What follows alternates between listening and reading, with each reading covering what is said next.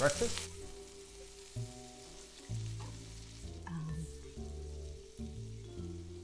Yes? Want some coffee too?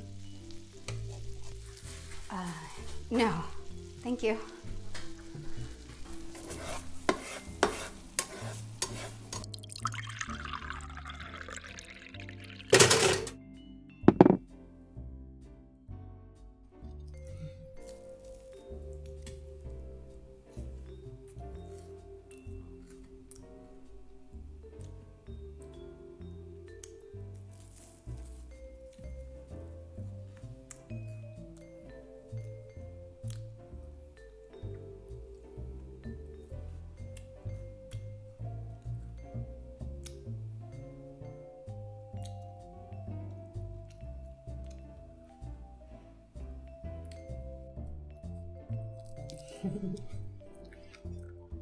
So, do you like any television or something?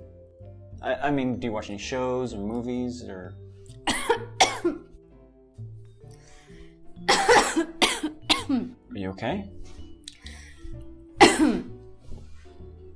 Jesus. That came out of nowhere. Well, do you? What was that? I'm sorry. I don't like talking with my mouth full. Bad manners. Sorry, I was just trying to have like small talk. It was kind of random. Eric. Eric. It was kind of random, Eric. Megan, right? But, to answer your question, it's Star Trek. Really? Star Trek? Yeah, I know. I just really like the premise of the series, especially the ones with Sir Patrick Stewart. Interesting. I mean, I always found Star Trek to be boring. Isn't it just about humans and aliens interacting? It's way more than that. It's exactly the way I imagine the future should be. Well, I'm gonna have to disagree. How so? Have you ever seen Star Wars? It's a far more realistic representation of what the future really is like. Why do you say that?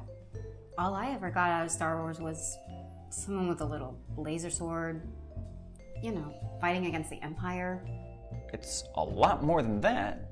I mean, George Lucas created this saga of a family and the Force and the political upheaval of an entire galactic empire.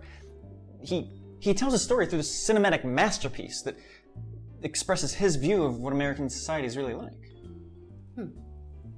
Well, in that case, please explain to me how the teddy bears on Endor bested a legion of Emperor Palpatine's strongest army. Sure you don't want some? No, thanks, I'm good. Well, the Ewoks on Endor were a result of shitty writing on George Lucas's part.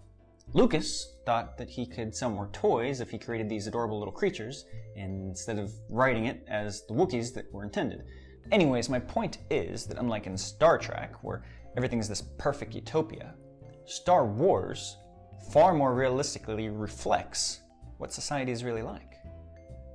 I mean, no true capitalistic society really benefits all of humanity. The governments and the people at the economic top are always trying to pursue greater power and more wealth. I mean, it's explained that way in all 9 of the episodes. And even when the power in charge crumbles, a new, more authoritarian one rises from the ashes.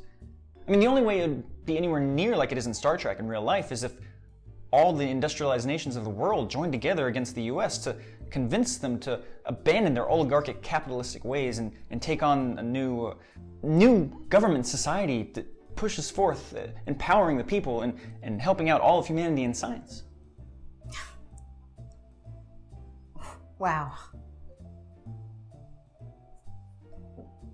Does that answer your question?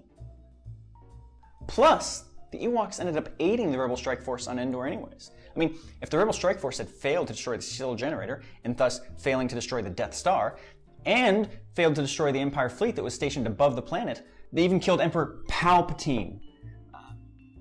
If they'd failed at that, I mean, Han Solo and the entire Rebel Strike Force would end up as Darth Vader's laser swords target practice.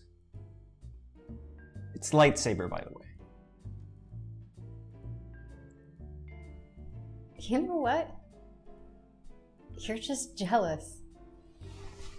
Because any captain in Star Trek would accomplish in one day, with pure human intelligence and photon torpedo ready to detonate, in just one day, what basically would take decades and magic space wizards to accomplish. Well, that makes you a liberal communist, and you need to get the fuck out of my house.